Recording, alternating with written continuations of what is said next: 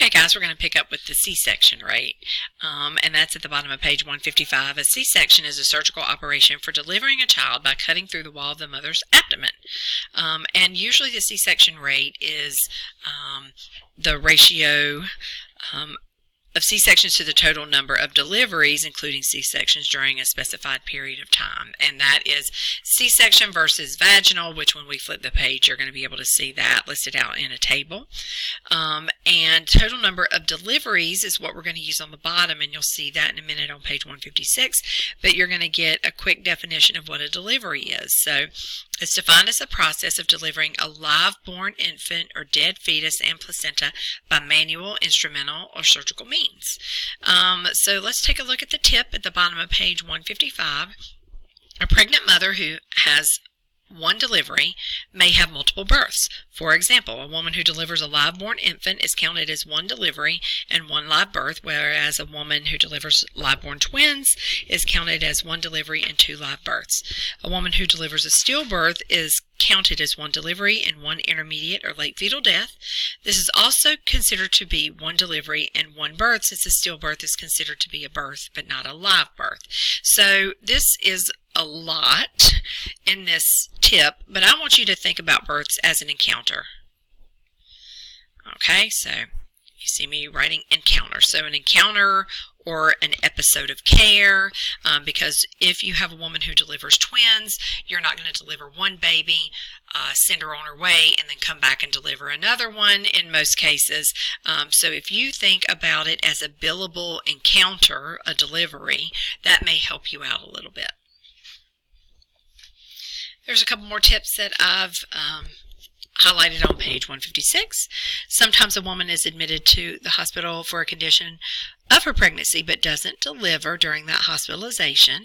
And we've seen this in your prior chapters where they talked about undelivered OB discharges, and you've seen that category, so that's what that means. And you've got an example right here about where a woman might come in believing she's in labor, but it happens to be false labor, so they send her home undelivered. So the C-section rate, the total number of C-sections performed in the period over total number of deliveries. The reason they tell you this tip is explaining why you cannot use discharges. So not discharges, right? You're using deliveries. If you use discharges on the bottom, it's going to skew the number because you could have discharges in there that didn't deliver. So make sure you're following the formula. It's total number of deliveries, not discharges. We're going to look at that in just a second. The next tip, a C-section rate is not based on the number of patients discharged, but rather on the number of deliveries. Oh, looky there. I can see into the future. That's what I just said. A rate compares the actual number of occurrences with the total possible. Obviously, only deliveries can be C-sections. So that's another explanation as to why we're using deliveries on the bottom and not discharges. Follow the formula. 8.8, using the information in the table below, calculate the C-section rate and the vaginal delivery rate at University Hospital. So you didn't see a vaginal delivery rate in this particular section, so you need to call upon your actual overpotential. So the chart drives me nuts. It's on two different pages, but here it is. I think I got it both in there. The C-section rate, nonetheless, is total number of C-sections performed in a period over total number of deliveries in the period. So I pulled 101 C-sections out of 504 deliveries for 20.04%. So the vaginal delivery rate, vaginal deliveries, 403, over total delivered, 504, for 79.96%.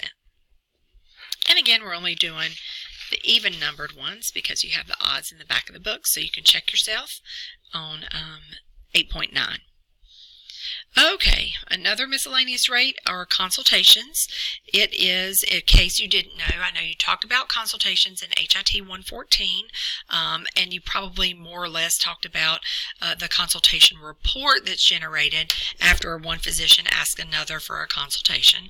But nonetheless, we keep up with that too as a miscellaneous rate. A consultation is a response by one healthcare professional to another to request, provide recommendations or opinions, etc., regarding the care of a particular patient or resident. The consultation report is made a part of the patient's record, and a hospital likes to track how many consultations are occurring in their facility.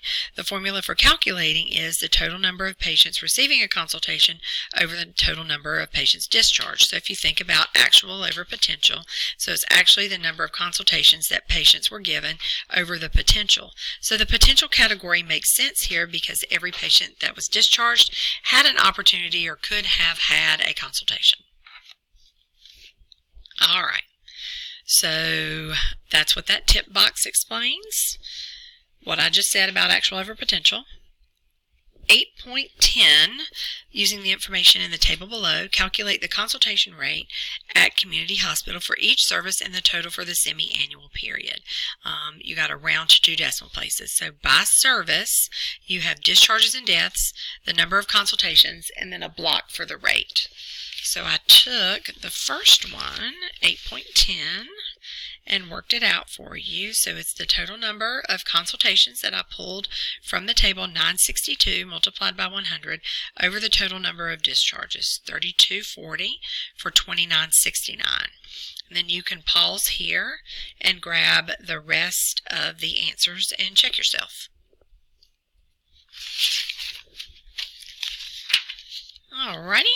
So let's move on to 8.12. Using the information in the table below, you're going to calculate the consultation rate for community hospital. So they've got physician numbers, because remember we're going to assign our physician numbers, so we don't know exactly what physicians we're talking about. It kind of protects them, gives them some anonymity at this point to try to determine what their rates are, but you may want to use them as a comparison without actually using their names. So you've got your physician number, discharges and deaths, number of consultations. So you're going to set it up, consultations to discharges multiplied by 100, and then there's your rate. They did ask for the total, so you have to total the 2 columns, and once you set it up, you should come up with 4.80%. And you can pause here and grab the rest of the answers and check yourself.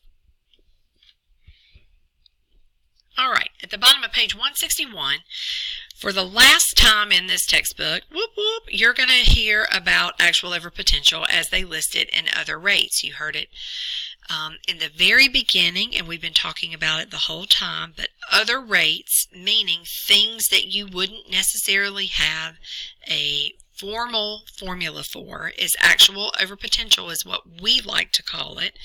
The textbook formally calls it the number of times something happened over the number of times it could have happened. And so actual over potential, again, as your textbook explains, will serve you well in an instance when you don't have a formula.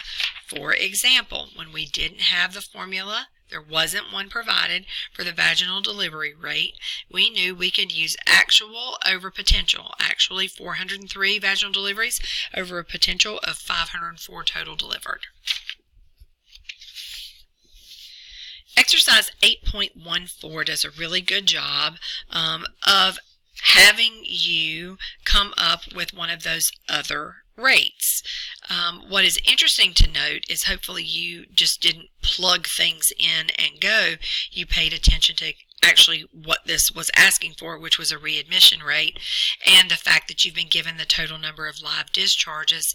And even though you don't need them necessarily, if you were thinking, well, where are the deaths? Well, if you're working with a readmission rate, your dead patients aren't going to be readmitted. So there you go. That's why you only get the lives. So using the information in the table below, calculate the readmission rates requested for community hospital, round to 2 decimal places, and we're going to use actual over potential because you can look all day long and you're never going to find a readmission rate. So hopefully you didn't waste your time looking for that. So you got to use actual over potential, and you're going to take the number of readmissions, which were 2, and you're going to multiply that by 100, and then over the total number of live discharges as your potential, because remember, you can't readmit a dead patient. All right, so here it is listed out. DRG 190, 2 times 100 over 12 for 16.67. And you can pause here and get the rest of the answers for 8.14.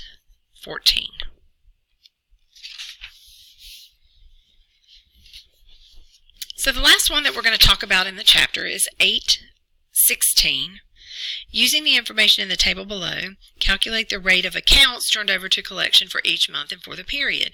Use the formula for a rate to make these calculations. What do we know it as? Actual over potential. You're going to round to 2 decimal places. University Hospital by month, total number of discharges, and number of accounts turned over to a collection agency. You can look all day long through your textbook and you're not going to find a formula for rate of accounts turned over to a collection agency. You're going to use actual over potential. These last couple of exercises are great explanations of what may happen to you on the RHIT exam if you're not given the formulas. You're going to have to employ actual over potential and make sense of the information that you've been given to justify a rate.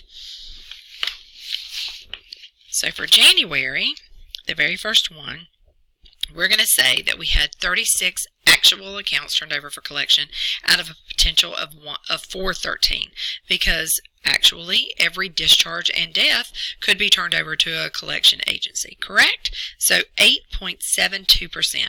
Makes it a little easier that you were only given these 2 columns worth of information and you just had to figure out how to get them in the right spot. But you can pause here and get the rest of the information, 9.38, and then I'll move it up. Then you're to the end of the chapter, so hopefully you're going to work through the matching quiz, because we'll be doing that when you come in for tutoring. It's one of the places that we'll try to get started with that, if that's completed and everybody's able to do that. Other than that, one of the big takeaways from this chapter was actual over potential. If you weren't given a formula, then you're going to have to do your best with actual over potential, or what your book calls it, calculating a rate, to try to formulate something that helps you calculate what you're needing. All right, that's chapter 8.